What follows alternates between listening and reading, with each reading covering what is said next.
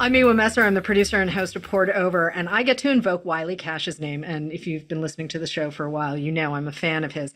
And he was telling me about this writer called Jason Mott, who's a buddy of his out in North Carolina. And then Jason wins the National Book Award for Hell of a Book in 2020, 2021. And a lot of us got to experience that book in the moment. It's very clever, very smart, very weird, and I say that with love. If you're a fan of Percival Everett or Paul Beatty, there's a lot in Hell of a Book that you're going to want to spend time with. But now, Jason Mott, there's a sequel, People Like Us. And I have to ask, I didn't realize that. I mean, I knew when you sold the book a year ago, or when it was announced a year ago that you'd sold the book, that a sequel of sorts was coming. But when did you start thinking you had to do this? I mean, I love these characters. Soot is back, an iteration of the kid who, I mean, we're on some familiar ground, but I really wasn't expecting a sequel. That makes two of us, actually. I was not expecting a sequel as well. Okay. So when we sold Hell of a Book back in 2020, I think it was, my first question you always get from an editor is, what's your next project about? Right. And I told him at the time, I said, I'm not really sure. I said, I think these characters aren't fully finished yet, but that could be 5 years down the road. I don't know when that book's going to come about. Okay. So Hell of a Book comes out. I go on book tour. Bookstore starts to settle. I begin working on whatever my next project is. And I just started writing about events that occurred on book tour. It was initially going to be kind of a memoir, a really direct, old school memoir. And then somewhere along the way, those characters kind of re-entered my brain and said, it would be better to talk about this subject through the lens of these characters. And before I knew it, I had a sequel on my hands, which kind of terrified me. I've never written a sequel. Okay. It's a whole different animal. But it felt right. It felt like the natural progression for these characters and for the conversation that I was trying to hold. So yeah, I was just as surprised as anyone else, quite frankly. I love the interplay between the two books. You've inverted, and I'm dancing around spoilers, obviously. You and I had this conversation before we started taping, but we're on the road in Europe in People Like Us. And so there's not just an echo, it's not just the characters are back, the sort of structure is a bit back as well. And I love the way that you pace both books. I love the way that you structure both, and I love the vocabulary that you use. I'm laughing because our narrator, our unnamed narrator, finds himself in a couple of different situations in People Like Us where he says, well, and then someone spoke foreign. And it's a device that I love. I just want to talk about the world building for a second, because obviously you come back to this years later, but the language, the structure, the people, you're playing with time. I don't think we're calling it time travel, are we? We're not calling it time travel, but we have alternate versions of things. I mean, you're doing so much on so many levels, and it works because it's funny. Right. And it's very, very thoughtful. Like, we get all of the things. And I want to focus on the funny a little bit too, because that's where we get to breathe, because you're working on really big ideas here. So what do you feel like starting with? You want to start with structure, or you want to start with character? We can start with character, I guess. Okay. Character is always a fun place to start. Okay.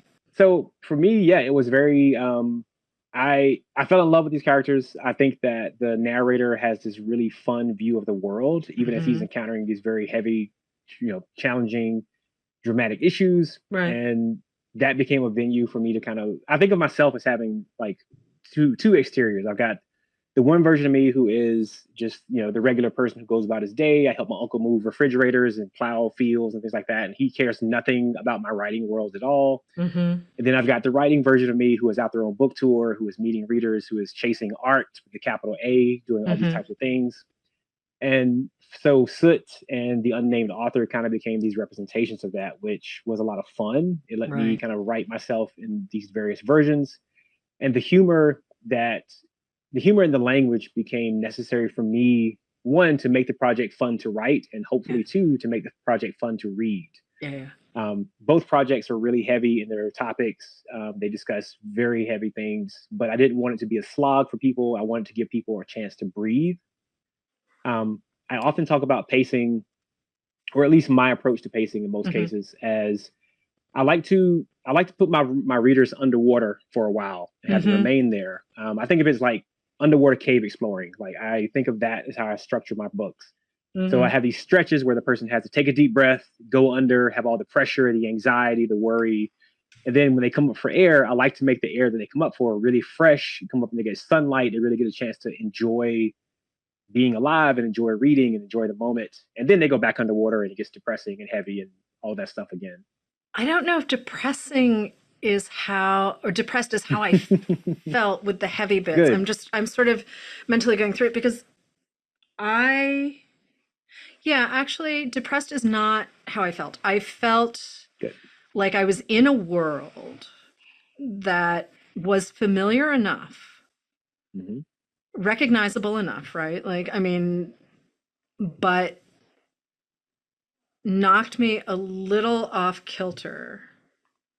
And again, that goes back to the language, and that goes back to a little bit of alternate realities and sort of how we perceive some of the characters. And I'm speaking to both books at this point, but for me, I trust someone. In this case, when I say someone, obviously you, but the narrative voice of both books. I trust that narrator because they're raising an eyebrow and saying, "Can you believe this?" Like they're laughing at the horror. Mm-hmm. And I'm one of these readers. I need that valve as a reader. Like I Mm-hmm. can't, or well, I prefer when I'm reading to have black comedy. I don't, it's not something I need like I need air. But I appreciate it because it's also very hard to do well. And you can tip into farce really quickly. Yes. Or you can just misstep and just the tone's off, and then you're just like, ugh, what is happening here? Like, is this even funny? And I caught myself laughing out loud so many times with both books. And I'm like, when you're on the subway and you're like laughing out loud and you're kind of like, oh God, do I look like a complete lunatic? But it's that kind of laughter. And yet we're talking about sort of the legacy of violence. We are talking about different forms of trauma. We're talking about how we sort of interact with narrative, right? Or like who Mm-hmm. gets to tell a story, Mm-hmm. what place means. I mean, you are doing all of the things in this set of novels that, I mean, it's not a simple read, but it's really satisfying because also I'm trying to puzzle out where you're taking me. Right. So I get to work on the narrative on a couple of different levels. Like I got really attached to both iterations of Soot and both iterations of unnamed narrator. And and then Kelly pops up again. I'm like, oh hi. Wasn't necessarily expecting to see you, but hi. And then certainly, we've got the kid as well. So I'm Mm-hmm. again dancing around some stuff. But the extra people that we meet, or the new people, I should say, like the Scotsman, the goon. Right. So you give us the goon, you give us a couple of billionaires, you give us characters that speak to this moment in 2025 Mm-hmm. in a way that your hell of a book spoke to a moment 5 years ago. And I mean, obviously, you're not a time traveler. Obviously, you're thinking about the world around you. But it is kind of trippy to me how they capture each moment. I mean, it's only a 5 year spread. You took 4 years Yeah. to write the new book. Right. But clearly, this is stuff you've been thinking about forever. Yeah, very much so. Yeah, I do feel like I got very, very fortunate in regard to the conversation I'm trying to have and the timing of the world at that Mhm. time, which I think kind of speaks to not so much to my, good fortune or intelligence, but just to the recurring nature of these types of events, of these types of people, Mhm. of these types of things that are kind of going on. Mhm. So yeah, I feel like I got really fortunate in that, but sometimes it is a little bit scary how precise or how relevant certain conversations were that like Yeah. I mean I had my I had my predictions about where we'd be in 2025, and some of them came true. A lot of them came true, unfortunately. Right. But here we are now, and I'm just Right. trying to have a conversation about that because I think that right now there's such a feeling of being overwhelmed by the world, or particularly American politics at the time.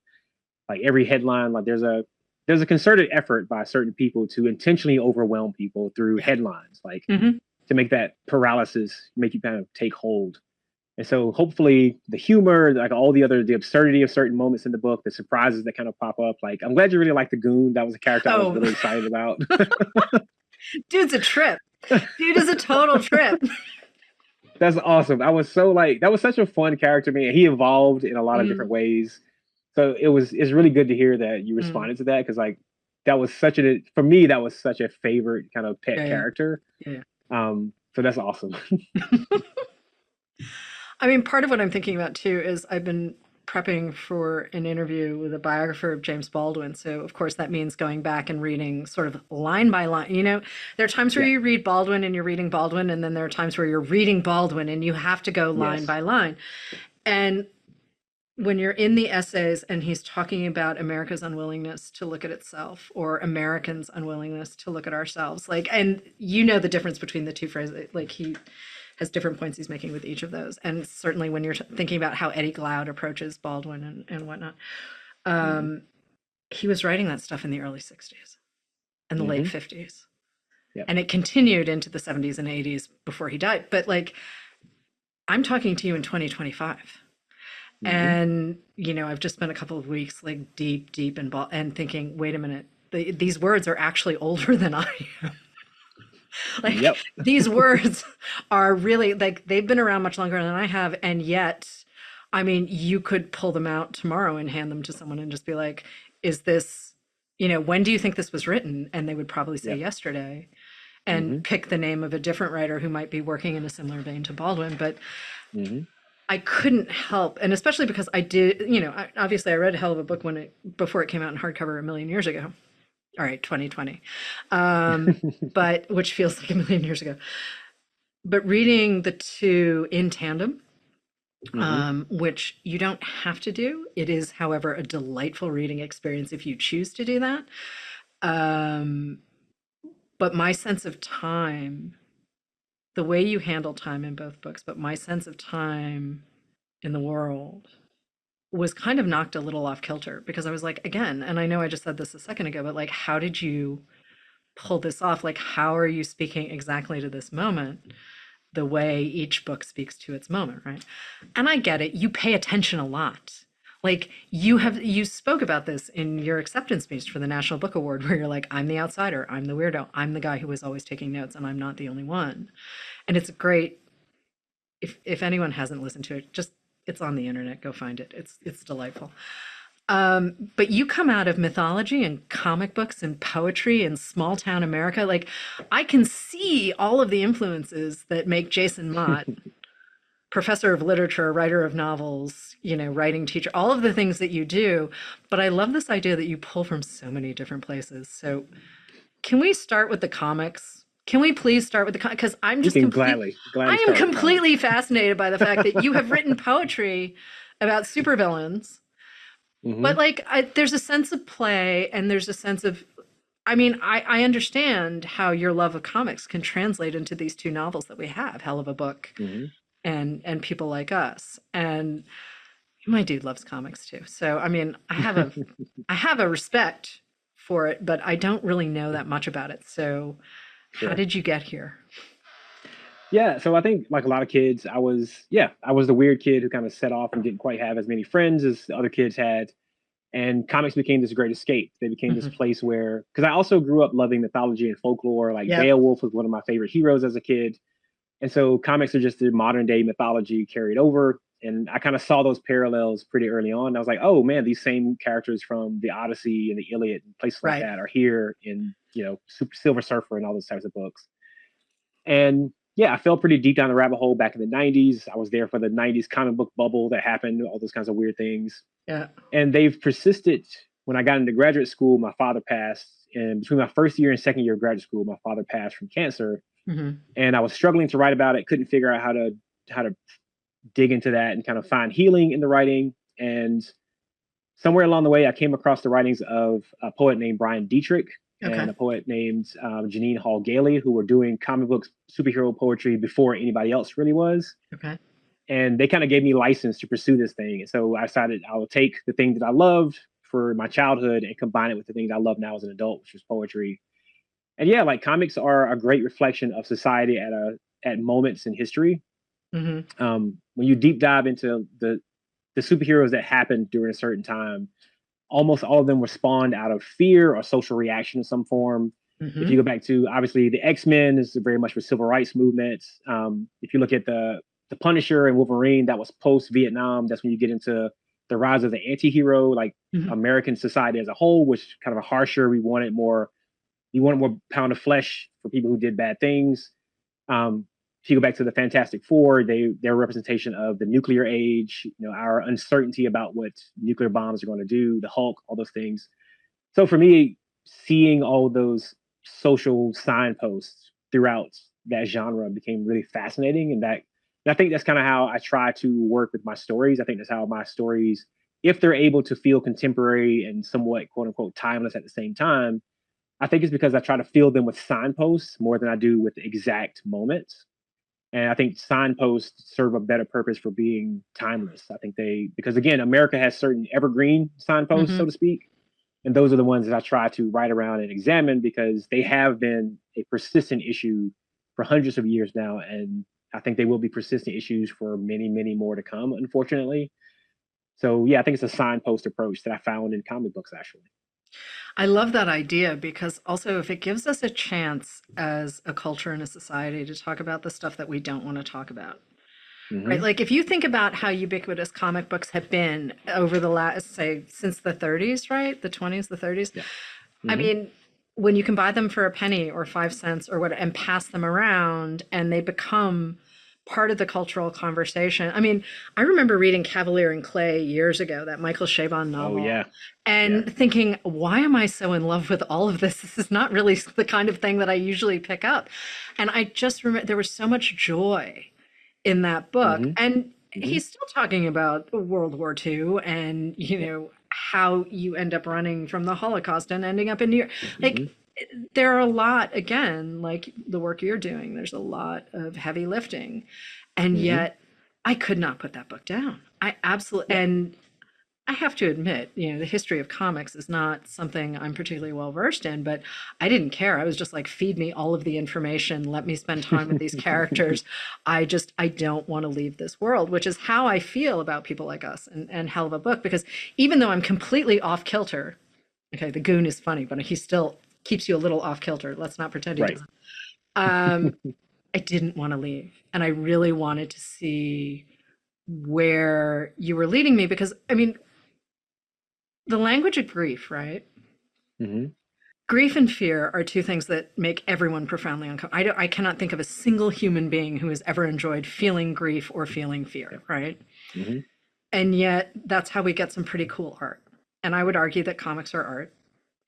I would argue that film, like art can take a lot of different forms. It doesn't have to be anointed by a critic. It doesn't have to be like, it can be a lot of different graffiti, like Exactly. it's art, all of this kind of thing, or like found art or sculpture, whatever. They're just a million different forms of art, but a lot of it can come out of places of deep grief and deep fear. And if you can flip that on its head, right, and see the humor in how uncomfortable it is, that becomes a really powerful statement. And that actually gives people license to talk about the stuff that is freaking them out.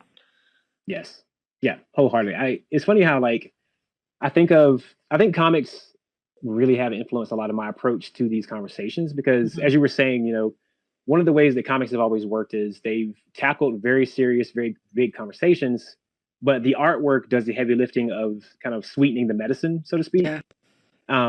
And I like to think that humor in Hell of a Book and people like us kind of do a similar role. Yeah. The humor and the magical realism, whatever you want to call it, like those two aspects together do a great job of kind of sweetening the medicine and softening the conversation and making it so that it doesn't feel that level of oppressive and those big feelings that can kind of overwhelm us and like break down the message too much. Mm-hmm.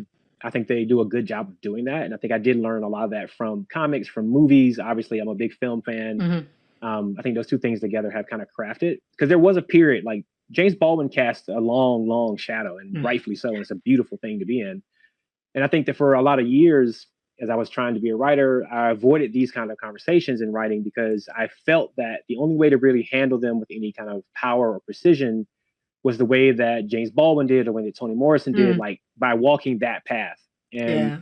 somewhere along the way, around the, as I was working on Hell of a Book, I realized that I could have the conversations through my lens and not try to copy paste the lens of these other writers. I kind of realized I wasn't them, and I could bring my own conversation to it and hopefully connect with people in a different way. And again, so I was able to finally pull up all those old comic book parts and all those just varied parts of me that I think obviously make me unique to who I Mm-hmm. am, and make that a part of the approach to these very familiar signpost conversations. I also really appreciate the fact that we can play with the conventions of genre now in a way that maybe 20 years ago publishing was not prepared to do, right? Like Yes. you were either sci-fi fantasy, or you were a comic novel, or you were like you couldn't do the things and tell the story and use whatever devices you felt like telling. Yes. And I mean, listen, I love beautiful language. I will totally own it. I read for language first. Sometimes I'm the person who's like, if nothing happens in the book, I'm okay. Like, just give me the Yep. beautiful language. I mean, it's nice when stuff happens, right? But like that, I'm not the person reading for stuff first. I need Right. language. And Sure. the voice to me is everything. And if I trust the Hmm. narrative voice, I don't care if it's first person, third person. As long as the voice is there, and I think, oh yeah, Hmm. um, Daniel Mason's Northwoods is kind of a wild example and runs a little parallel to what you're doing, only in that he changes the voice for each section of the book, and he's telling the history of this house in Western Right. Massachusetts, 400 years of it. But like he plays with noir in a section, he plays with a gothic, he plays with a love story, and so all of these conventions, and he takes them and he sort of pops them into this house, right? But the voice shifts. Hmm. You do a not dissimilar thing, right? When you're playing around, I'm like,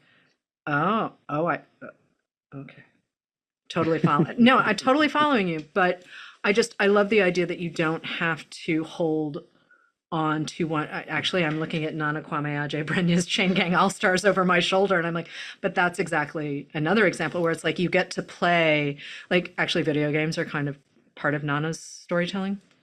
Yes. Um, I've actually played video games with Nana, actually. Okay, so you know exactly what I'm talking about, but I love the idea that you can find story in all of these different places and Hmm. take all of these devices. You've also been teaching for the last couple of years. You teach, I believe, undergrads and graduates, right? You have both Yes, sets. correct, correct. So you've got an entire sort of new generation of Hmm. writers who are coming out of video games, they're coming out of film, they're coming out of, Yep. well, they're native to the internet, they are absolutely native to the internet in ways that Hmm. some of us older folks maybe are not. I say this as a person who used to fight over the phone with my brother. I did too, exactly. Yeah, right? Like we had a pantry in the kitchen. It's like it's my turn for the anyway. Yep. But you're working with these young people who can pull story from lots of different places. I mean, remember Hmm. Vine? Vine was Oh wild. yeah. And Oh I'm yeah. sorry that Vine disappeared, but like, did we need Quibi? No, we didn't need Quibi. But Vine was interesting. And TikTok is going through its ups and downs and everything else. Yep. What are you learning from your students though when it comes to playing with storytelling convention? Like, I'm guessing they get what you're doing kind of immediately, but I'm curious. Yeah, it's interesting. I think that they definitely are much more open to the experimental, more open to finding story in places the story hasn't been known or been received as existing in Yeah. various depth. There's a lot of video game focus, like a whole lot of video game focus, which I'm actually really excited about because I'm also a Okay. big video game player. Okay. I have a whole thing about how I think certain video game storytelling is where the most avant-garde storytelling is actually happening. Not all of it, obviously, because Right. all of it varies, but there are a few video game developers who are truly doing storytelling in a way that could only exist within that medium. And I think that's the defining character of avant-garde, where it could not exist in any other format. And I think that's really amazing. Okay, so is But that more than the first person though? Because I feel like a lot of the video, yeah, I'm not a big video gamer. I mean, I appreciate it as yeah. an art, but I don't have enough time to be perfectly honest. But when friends talk about it, it's that first person perspective and the world building, and I'm like, yeah, sounds hmm like reading a novel, only there's more to do. Yeah, so the thing that's happening. I try not to go. I can talk for hours about this, so I'll make a Okay, short version of this. okay, There's a company called From Software, and they okay, made a few games: Dark Souls, Demon Souls, Elden okay. Ring. They're really huge. You've probably heard of a few of these. Yeah, no, they But sound familiar or not. I'm not yeah, unfamiliar, but I have not I'm played them. with you. So what I mean by like avant-garde and very specific to the medium, Mm, the way that they approach storytelling is it's essentially fantasy world building. But mm-hmm. and I tell my students, imagine that someone took a novel and it's Yeah, like a 700-page novel and they ripped it up. They took every single page out. So there's 700 pages of this novel. mm-hmm. They flew over a city and they just threw out the pages all across the entire city. So you've got Okay, 700 pages of a novel spread across an entire city. okay, What the video game does is that is essentially what they've done with their narrative. They've spread it out throughout the world of the story okay. and they force the community of players to piece the story together. Oh, And so yeah. Okay. as we all like engage and interact with each other, we actually discover and build the narrative that they've crafted, which is Hmm. again, you can only do that in video games. There's no other genre in Yeah. which that could work. And that is just a very fascinating kind of storytelling. And like Yeah. again, I think it's truly avant-garde, but it's really really enriching. And that type of thing fascinates me. And my students kind of come to it and they're incorporating those types of things as much as they can, trying to find the edge of where like the page can do that and where the Hmm. page can't. And if the page can't do that, Hmm. what could I do in narrative, in novel, and poetry that would explore that in a different direction? So they're not trying to copy paste that formula, but they're Yeah. trying to take what they can learn from it and do something new and on the page. And that is really exciting to That also is one of the best representations, I think, of the creative process, right? Like you've got the me. Yes. collaboration. Like people have this idea, right, that you're a writer sitting alone by yourself in a room, but eventually you have to hand the manuscript off. You Yes. hand it off to your agent, you hand it off to your editor. You just said at the top of the show, sometimes people just say no. Reading is not a passive act. Right. Right, that we all have this sort of vision, or some people have this vision that you're just kind of sitting there holding a thing going, nothing's happening, you're not doing anything. I'm like, my brain is going a million miles an hour when I'm reading, and sometimes I'm pulling from stuff I've read previously, or sometimes I'm thinking I've never read this before, and other times I'm thinking I really need to put this down. This is not like I'm not someone who has to finish every book I can't. I mean, as a bookseller you just can't, but I also was not that person before I was a bookseller. I'm just like, this is not working Right. for me. I am not interested. This is not like, this goes back to the library. Thank you very much. I am done. And I think you do get, you have to learn, and I'm sure your students are figuring this out too, but you have to be able to figure out within a few pages if something is going to be worth the investment. Yes. Yeah. And especially if you're writing, like, I mean, I can't tell you how many conversations I've had with people where they're like, well, it gets going after 60 pages. And I'm like, that's a lot to ask. That is a whole lot to ask. Or worse, like after the first 100, I'm like, what? Oh yeah, that's the oldest one in the book. Of like, if you just stick through it through the first 100 pages, No. That yes, means yeah, that book is not for me. Um, exactly. I think I always equate that to like if you stick your hand on a hot cap for long enough, it'll right. stop hurting. Like doesn't mean it's a good thing. No, no. Doesn't mean it's a good thing. But I want to spend some time with place, because one of the things that is so interesting to me, like certainly in people like us, so we're in Minnesota to start, and Hmm. then we end up in Europe, and we're kind of making our way from Italy into France, kind of thing, but not. There isn't. It goes back to this idea that you were just talking about. We're signpost, right? Like we Yeah. kind of know where we are, but we don't need. We're not standing in, the fifth arrondissement, or we're not standing in front of the, like we don't need literal landmarks. But I knew I was clearly in Europe, kind of thing, and Hmm. you live in the same town now that you grew up in, and it's tiny, and you Hmm. know everyone in your town. And I'm kind of fascinated by this because you could be anywhere you want to be. I mean, but you went back to this itty bitty town, and I'm wondering how much of living in that kind of detail, right, where you know your neighbors and you're helping your uncle who's down the street, all of Yes. this kind of thing, Yes. that intense sense of community, like how much of that is informing the worlds that you build in I think hell of it a book. greatly informs it. Okay. Okay. Yeah, it's a huge part of my storytelling. And like, yeah, like people often say, why'd you live here? Why do you still Hmm. live here? And the short answer is like, this is where I want to be. Like, I do Right. have the option of living almost anywhere I would care to, Right. and this is the place that I choose every morning. And it's, the family that the property I live on now, my family has owned it for close to 100 years now. I think I'm Oh, fourth or wow. fifth Okay. generation of owning this property, so it is very much a deep dive kind of rooted Yeah. existence. But what it also teaches me, like, hell of a book, and particularly people like us, there's a lot of conversation in there about place, particularly about America and about the desire for home, the desire to feel in a place where you belong. Hmm. Um, that is where I exist. Like, I live in a place where I very much know I belong at Right. this place in North Carolina, this small town.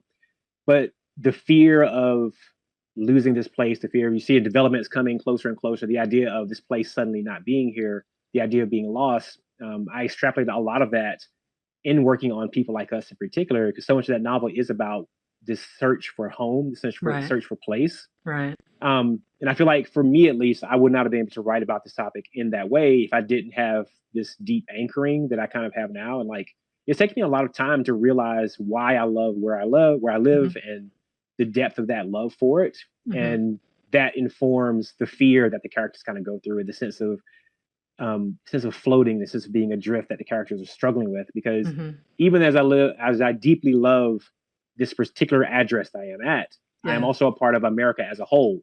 And America as a whole, I have a lot of challenges and questions and conflicting emotions with that, which is also a topic of the book as well. Try not to Yeah. give spoilers away as well.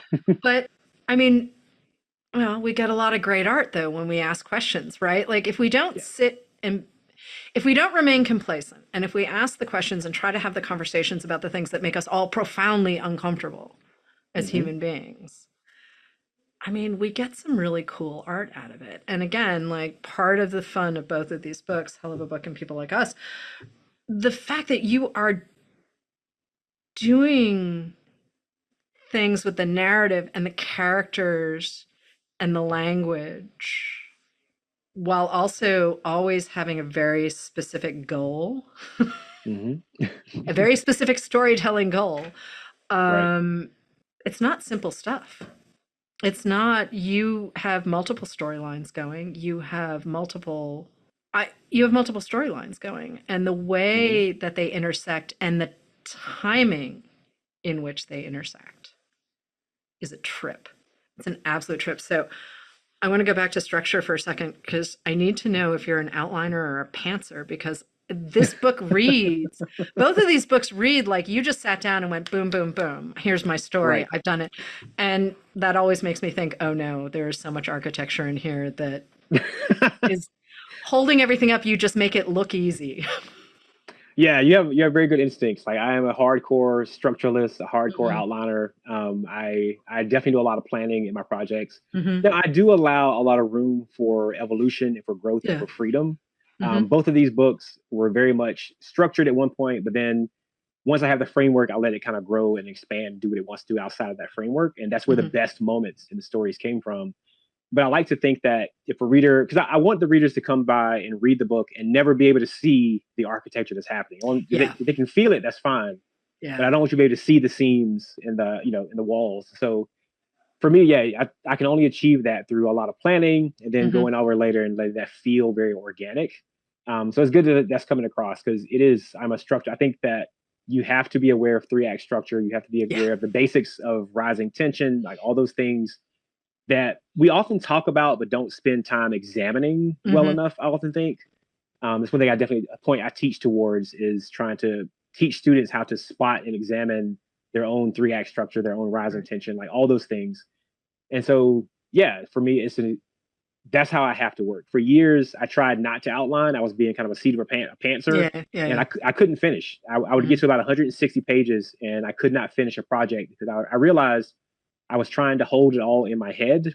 And so I had to stop Oh, doing that and start outlining. And suddenly I could finish work and I could just evolve the project. one of the things I love about reading is that, it always kind of feels like a magic act. It doesn't really matter what you're reading or like Philip Larkin's poetry still feels like a magic act. Like Lucille Clifton's poetry still feels like a magic. There's stuff that I read and I'm like, how? Like how? Just how? And it can be, you know, I was very fond of the Little House on the Prairie books when I was a child. I thought that stuff was magic when I was 6.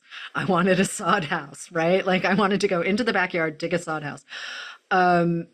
There's something about reading, especially when you finally figured out how to read a book as a kid.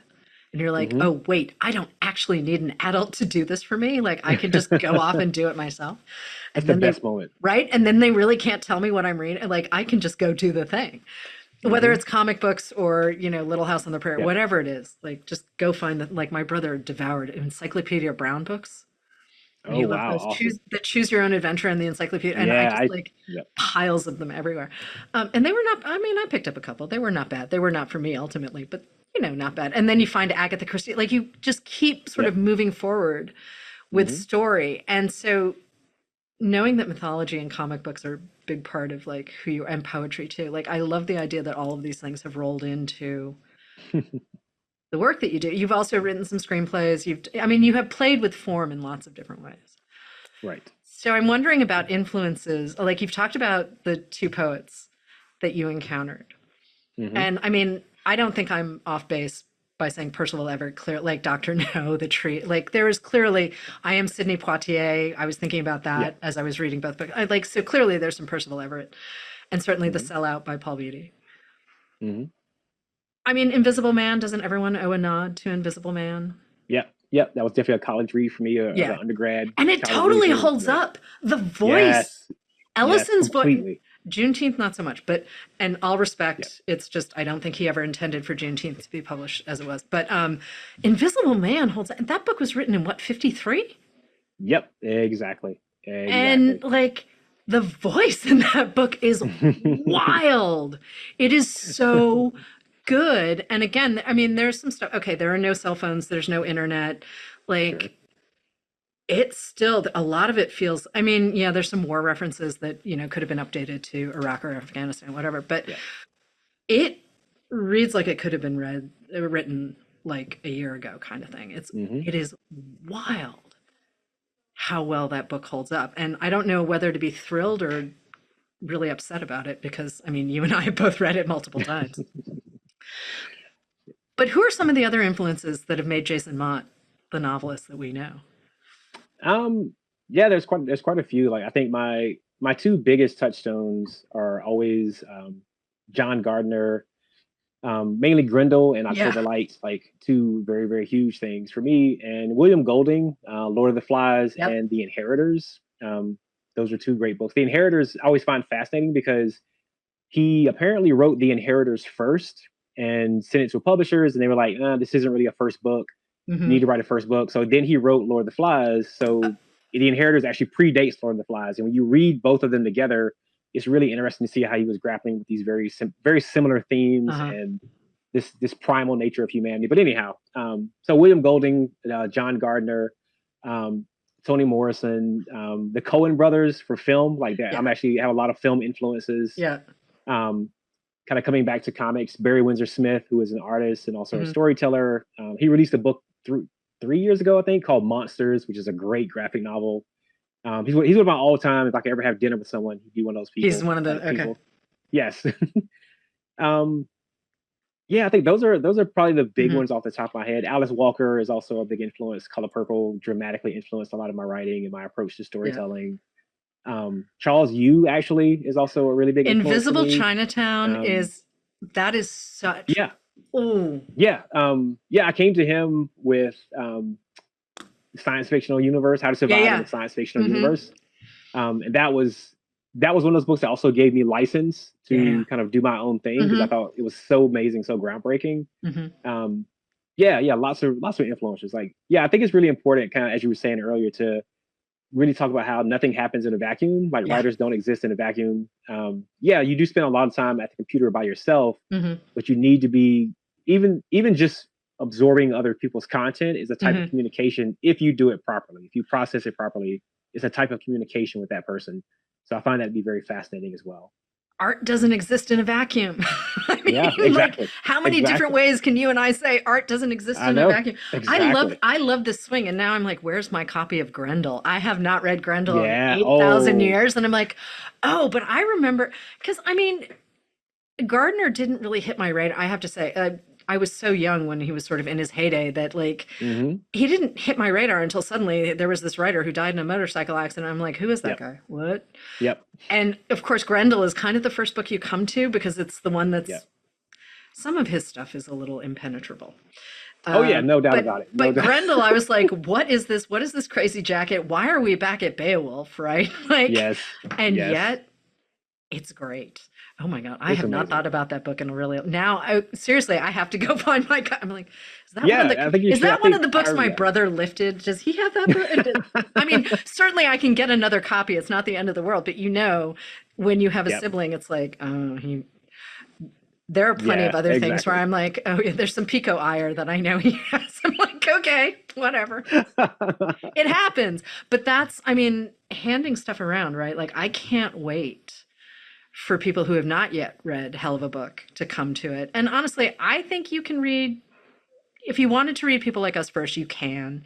You can, Right. like, they stand on their own. They're lovely Hmm. in conversation with each other. I certainly Right. appreciate it. But you don't have to have read Hell of a Book in order to appreciate people like us. I just think the sense of play. I mean, if I'm going to have to stare at my world, right? If I'm going to have to Hmm. stare at my country and wonder what's going on, I would like to be able to get some laughs out of it too. Because Yes. Totally agree. otherwise, then it feels like I'm eating my cultural vegetables and I'm not actually Yes. participating in the art, right? And I would Exactly. rather participate in the art. Yeah. I mean, I think art takes unsurvivable moments and makes them survivable. Um, I think that's what my books are trying to do, because the books that have made me who I am, Hmm. that's what they did. They took Right. unsurvivable moments in my life and made me figure out a way to get through them by teaching me how to survive those. And so, yeah, hopefully, people like us in Hell of a Book are doing that for some other people, Yeah. that they're just taking what feels like an unsurvivable conversation, and Hmm. making it feel more bearable, making it feel more navigable, making it feel like they have some type of agency and autonomy and power in what can feel like a powerless kind of moment. And so, if any of that's happening, I think I've done my job tenfold. So I'm very happy with that. You and I could keep going for a while, but that really feels like the perfect place to end this interview. And like I said before, if you have not heard Jason's acceptance speech for his National Book Award, go find it on the internet. It's pretty cool stuff. Jason, this was great. Thank you so much for joining us on Port Over. Now, thank you so much for having me. This was absolutely terrific. This is the most fun I've had in quite some time. So thanks a lot. Thank you for listening. Poured Over is a Barnes & Noble production. To help other readers find us, please rate and review the show wherever you listen to podcasts.